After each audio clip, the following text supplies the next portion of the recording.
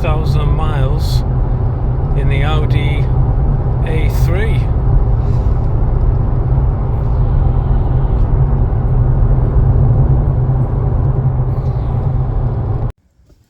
Well, welcome to another Life on Cars video where I'm going to review the Audi A3, which has been my daily driver for 2.5 years now, and as you've just seen on the clip, we've just gone past 30,000 miles. I'm actually on a bit of a road trip for work at the moment, and so it's a good time to review the car and tell you a bit about it and tell you bits about that I like and that I don't like, and then obviously if you're looking to maybe buy one of these used or new, might give you some pointers towards the experience that I've had with it. So we're actually crossing on the White Link from Lymington to the Isle of Wight shortly, so you're going to come with us on that trip and we'll have a look around the car and talk a little bit about it. So let's get this done.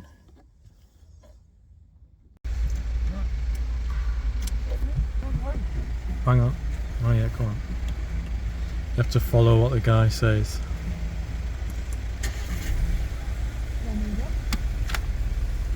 Catch? Yeah, move.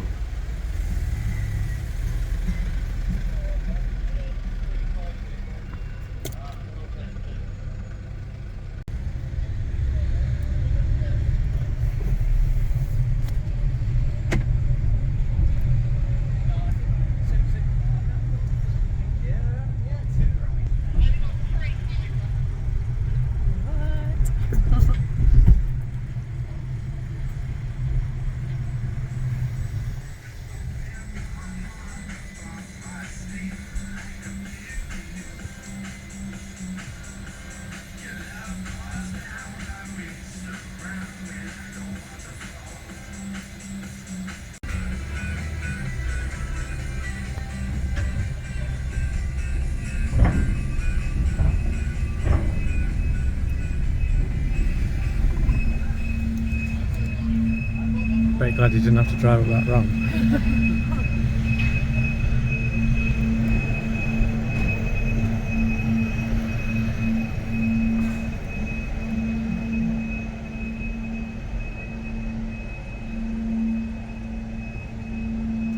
Well done. Did I hang them up here?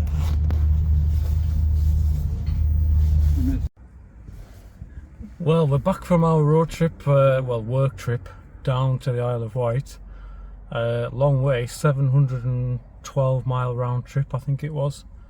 Had the daughter with me doing a bit of driving, which was nice, and for a bit of company, as you'll see on the video. But yeah, let's get into this then. This is the review of the Audi A3 2020 3.5 TFSI, petrol, 1.5 turbo, manual gearbox. And I've had this car was delivered October 2020. And when I first got this car, I'll be honest with you, I thought I'd made a mistake buying this. I came from, if you look at my previous videos, you'll see a few years ago there's a video of when I had my 120D, which I had for work, and this replaced the 120D, and the 120D was a fantastic car. And when I got this, there was things initially that I was thinking I've made a mistake. It didn't change gear, the gear change was quite notchy. The fuel consumption wasn't very good, and I was thinking I made a mistake. It didn't have. I knew it wouldn't be have as much torque as the BMW, with it being the BMW was a diesel, as you know, 2-litre diesels, they have a lot of torque. Whereas this one, 1.5 petrol turbo, if it's not coming on to boost, then it's a bit flat. And there was all these things going through my head. But as I've lived with the car, the initial gear change that sorted itself out. It's probably because the car was brand new, and it just needed to bed in, because the gear change is perfect now, very easy. It's not notchy at all. So, and the other thing with the fuel consumption, which was important to me on this car with the amount of miles that I do for work, when I initially got the car, it was struggling to do sort of 42 on a run, 42 mpg, which was, whereas the BMW before that was doing about nearly 50 to the gallon. Well, the good news is that this one now, again, I think a tight combination of a tight engine when it was new, after a few thousand miles it started to improve on the fuel consumption, and it will do now on a run easily at motorway speeds in the UK, so sort of 65-70 mile an hour, you can get over 50 to the gallon out of this. So we'll maybe have a look at that on the screen in a minute, and I'll show you some of what it's doing. I haven't reset it for about 5,000 mile, I think, and you'll see what the average is. It's just less than 50, which isn't too bad. So yeah, those initial gripes kind of went away, but there are some other negatives that I'll go through a bit later on in the video, which have annoyed me about the car and continue to annoy me. But generally speaking, it's a good car. If you're thinking of buying one of these, there's a lot of positives. So let's start off with some of those positives. The looks of the car. It still gets a lot of admiring comments, admiring glances, and it is a good looking car. Does this nice little trick with the lights when you unlock it. The flickering, by the way, is just the camera. But yeah, it's a good looking car.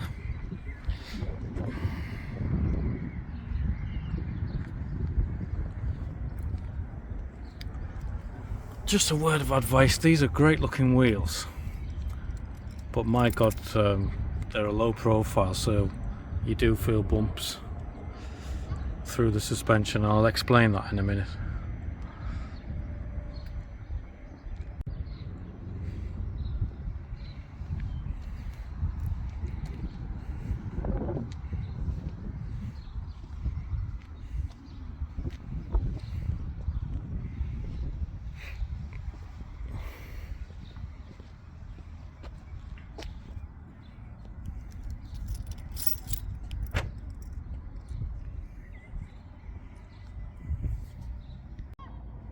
Let's just have a look at that fuel consumption. So if you look there at the long term, so you can see there, I haven't reset this, for 5,058 miles, 121 hours of driving, and it's averaged 48.3, which is pretty good going for a petrol car. And the sort of driving I do, it's very mixed. There's some motorway driving, there's some quieter roads, there's urban driving, so that's not a bad effort. And when this fuel tank's full, you can see there it's just come off the top and it's saying it'll do 435 miles. You can easily get 550 miles out of a tank on this, easily, which is great for me, the sort of driving I do. I like I say, I tend to go long trips for work, and I can normally, where I'm going, I can normally get there and back without worrying about the fuel at all, which is good. Just while we're on the topic of the dash display, it's very customizable, this, if that's a word. You can change by clicking on the button on the steering wheel here, left and right. You can change to view radio stations, so you can scroll through your radio stations. You can have your mobile. I haven't got the phone connected at the moment. You can have your previous call log coming up in there, or you can have the sat nav. And then if you press the view button there, you can actually expand the sat nav, and you can see it's, I mean, to be honest with you, that's one of the big positives about this, is the sat nav and the display is very, very good quality, as you can see, and that's quite useful. And then you've got back to your time where you can scroll down and get your fuel consumption, and it'll actually tell you if there's how much energy is being used from the vehicle. So if you turn things on, aircon, heated screens, it'll come up on there and tell you that you're using energy, which could affect your fuel consumption. And then there's the driver assist function, which is telling you if you whereabouts you are in the lane, because it has got that feature on this where it will move the steering wheel and steer you back into lane if you've wandered out of lane. One of the things that's bugged me about this car is if you start it up and select something, or even if you don't select something, what it will do is it will put a warning up on the screen, which you'll see pop up in a minute.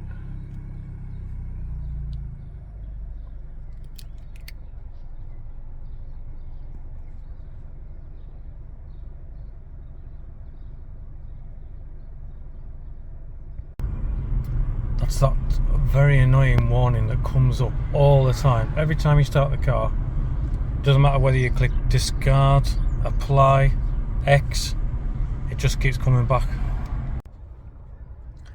I've always liked the fact that you've got physical switches, so you can put your heated seats on. You're not fiddling around with a menu on the touch display. You know, your heater controls are all here. Your fan, your temperature, your dual-sided temperature, it's all here. Your heated rear screen, your demister function, physical buttons, which is good, rather than having to scroll through the multimedia system. But yeah, you can see the graphics are really good on the screen. It's just that annoying fault where it comes up with a warning saying that the settings have changed since last time. I don't know why. It's been back a couple of times about that, and we just can't get rid of it.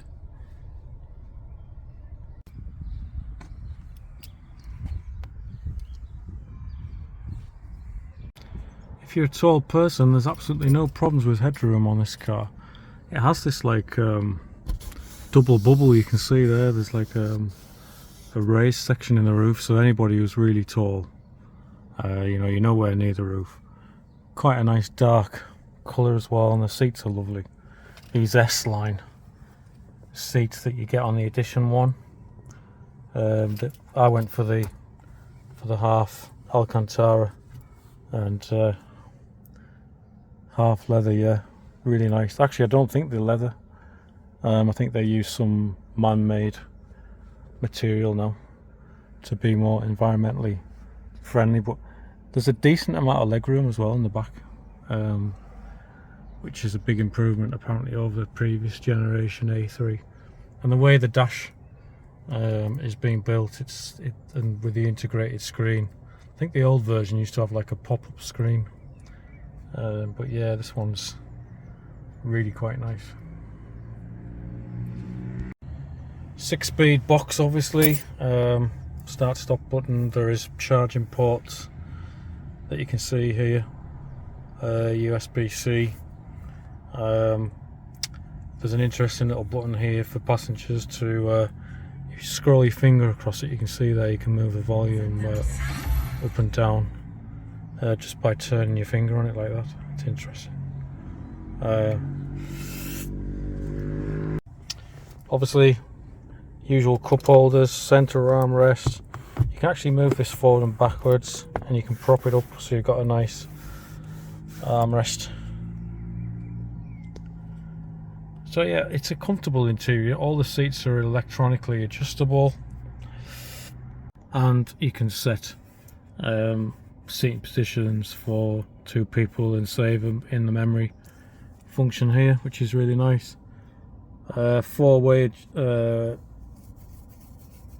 electric windows, controls for your mirrors, which are heated and they fold as well.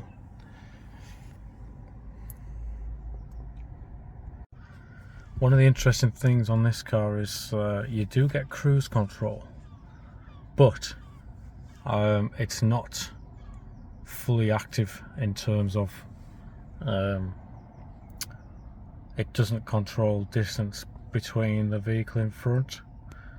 It's basically like a partially active system, so it will control braking if you're going down a hill and you've set a certain speed. It'll autonomously brake for you, but it doesn't have the distance control function that some cruise controls have. So that's just something to bear in mind. On the Edition 1, it's an optional extra. The other thing that you get on the Edition 1 is a nice exterior package where all the trims are blacked out. You might have noticed that when we were doing the walk around. That's unique to the Edition 1.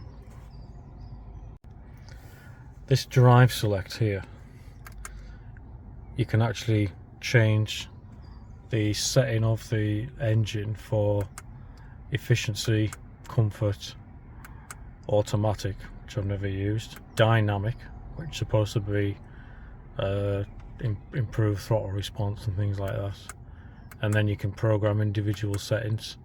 I'll be absolutely honest with you, I just tend to use it on efficiency all the time because I don't really notice any difference between any of them. It's not a performance car, this. It's, like I say, it's got 150 brake horsepower. It's a 1.5 turbo, and it's not going to set the world on fire. I didn't buy it for that. It needs to be economical. So you know, if you got it in efficiency, it tells you what gear you need to be in, and it tells you when you should be lifting off for junctions and things like that. So it tries its best to be as efficient. But in the dynamic mode, honestly, the car doesn't feel any quicker. I'll be absolutely honest with you. It's, you know, I'm not quite sure what's happening with the settings on the computer. So it's not, you know, it's not a performance car. It's geared for economy anyway. You know, when you go from sort of second to third, it puts it back into sort of low torque mode. You've really got to rev it out if you really want to make progress.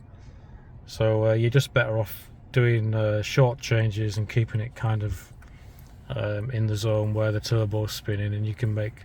It's not a slow car, but it's, you know, it does struggle a little bit when it's off boost, and I think some of that's to do with the gearing. Electric handbrake, which is was a first for me. This is the first car I've ever had with an electric handbrake, which you get used to it. I mean, it comes on anyway itself when you park up. If you forget, the car automatically puts it on. It also has that hold assist, so you know, if you're stuck at a junction or whatever and you press your foot on the brake and then take your foot off, it will hold the car in position. So yeah, there are some nice features like that which help you with your driving.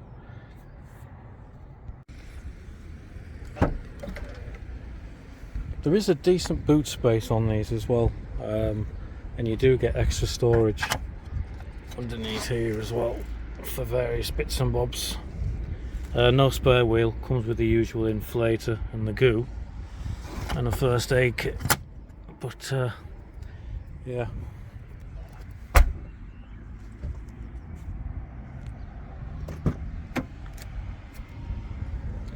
And you can, on this, drop the seats down as well, which is handy for through loading. And I have used that a few times, and it's surprisingly good and dead easy, as you can see. to drop that down. It's got a nice centre armrest as well with cup holders. Yeah, quite nice. So yeah, I've got a lot to talk about on this car. So I made a list. Like I say, over 30,000 miles in now. So you know, if you're thinking of getting one of these, then I can certainly tell you what it's like to live with and what all the gripes are.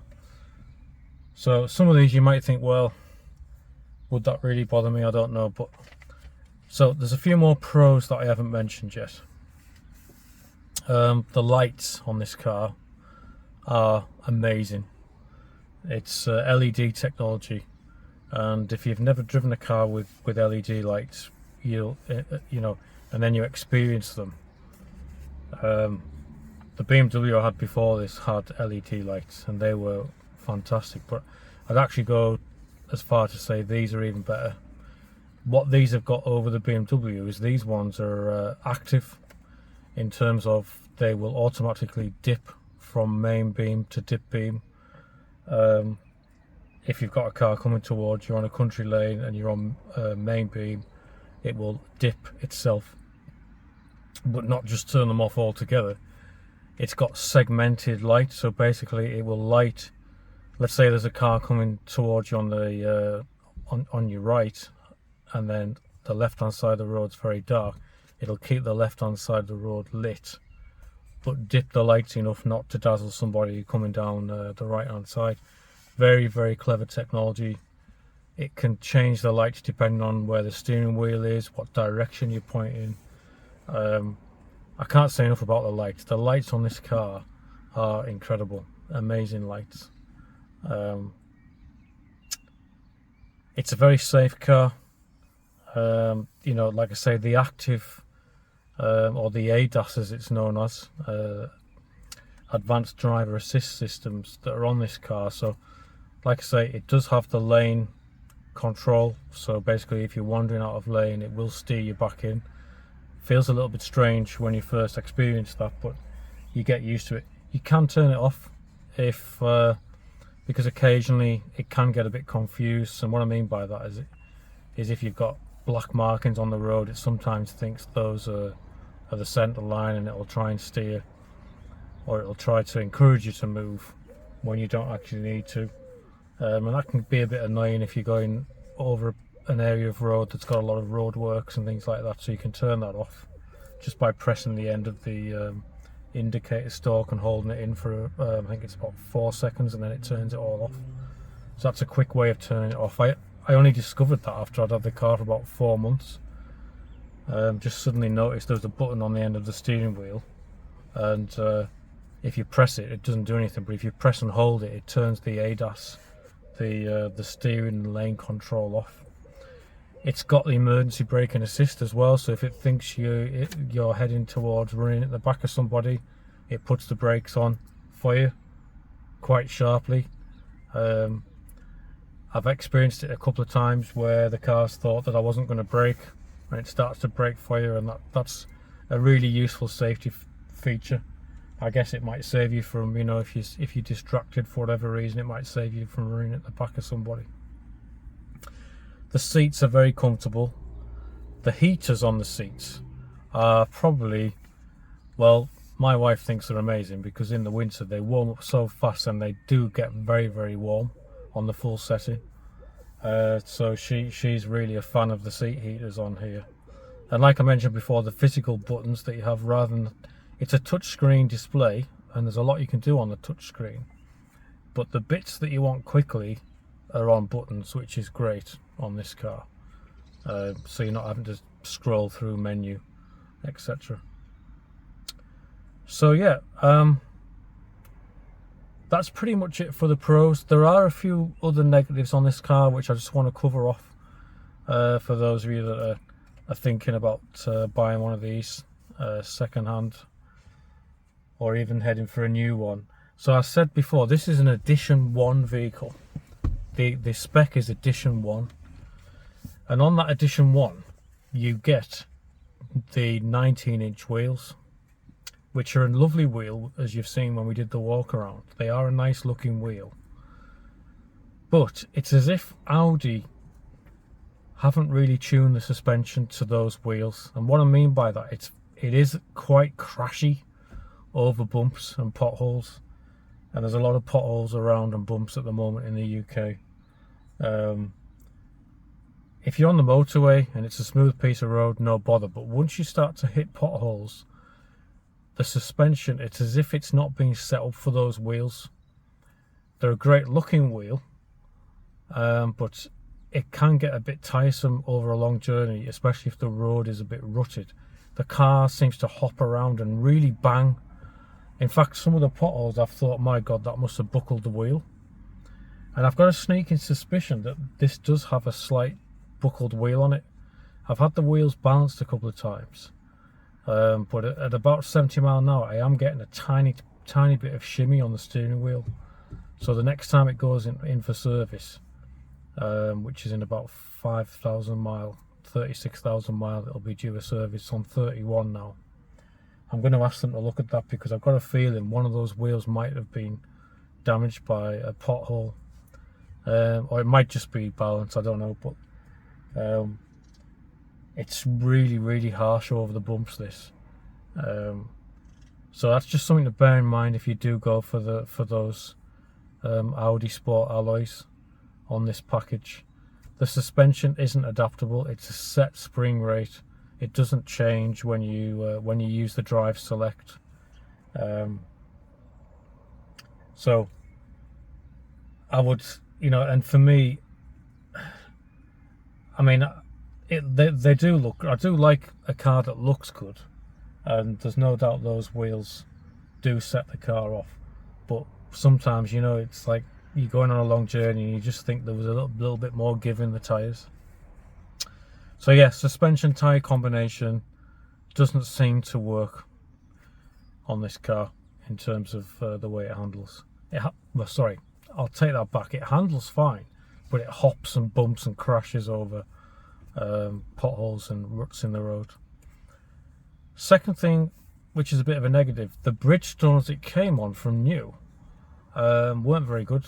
They were quite, they if you were pulling away on a roundabout or a wet, and it was wet, they would slip. So I wasn't really impressed with the Bridgestones, but they needed changing. Well, the two fronts were gone in about 15,000 miles, and then the backs were gone at about sort of 24,000 miles. So it's actually got 4 Michelin Pilot Sport 5s on now, 5S. I might do a separate video about them because they're an incredible tyre. The grip, the difference in grip with those compared to the original tyres that this car came on is incredible. So yeah, I wasn't a fan of the original tyres, but the Michelins that's on it now are great. However, they haven't changed that ride, so it still crashes over bumps. The multimedia interface problem is a bit annoying, that where it brings up that warning all the time when you start the car up. Whether they can solve that at the next service, I don't know. It is a little bit prone to throwing up warning messages all the time, and you think, occasionally it'll say, the parking sensors are out of action. It'll say that the lane response system's out of action, and it'll do it. It keeps telling you that things are out of action, but then it goes back to normal sort of a few minutes later, which is, it's almost as if the multimedia interface on these is a little bit overcomplicated for the software. So it's just a point to make. It can be a bit frustrating at times, but generally speaking, it's okay to use once you get used to it. I was used to the iDrive that the BMW used to have, which is quite a nice little system that the BMWs have. Audi, it's touchscreen, and it takes a while for you to sort of figure that out. Another point just to mention, this car does use a bit of oil. So after about 5,000 miles, it told me the oil level was low. and I pulled the dipstick out and it was at the minimum. So I put it back up to the maximum. Everything was fine to about 13,000 miles, and then it was back down to the minimum again, so I topped it up again.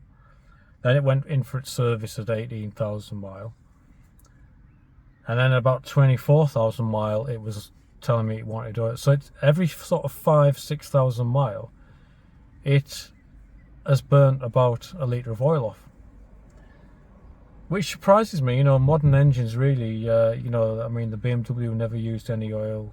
Most of my wife's Yaris never uses a drop of oil, but this engine in this Audi, it does use a little bit of oil, which is surprising. So it's just worth mentioning that. But generally speaking, you know, it's been a good car. I've probably got another maybe 6 to 10 months left on this car. Some noisy motorbikes going past, and then I'll probably be looking to change it. Once it's gone past 3 years old, I'll be looking to change this car and get into something else. I don't know what I'm going to replace it with. It may be something that's hybrid, it might even be an EV, I don't know. Although I do like the fact that I can put a full tank of fuel in this and I've got 550 mile range. You know, at the moment there's not many EVs that can do that. Well, there's none. You know, your EVs, you're looking at 250, 300 mile if you're lucky. Just a few final thoughts then. One last thing I've forgotten to mention so far is phone connectivity. It seems to be fairly seamless. I use an Android phone, and you can get Android Auto up with your various options. You can, you know, go to your Spotify, etc. Using that. So yeah, that's quite user friendly. And my daughter has an iPhone, and you can go to you can get onto iPhone quite easily. It's like, say, when she jumps in, it connects up there without any problems. So yeah, I mean, there's, as far as phone connectivity goes, it's the only time it gets a little bit complicated, again, you get used to it eventually, is if you've got two phones. So when I go to work, I often have a different work phone, and I've noticed that I have to disconnect Android Auto before I can then connect another phone. Don't know if anyone else has come across that before, but that's just something I found out I have to do to get the other phone to connect while you're on the go. But once you know what to do, it's fairly easy. You can just disconnect it.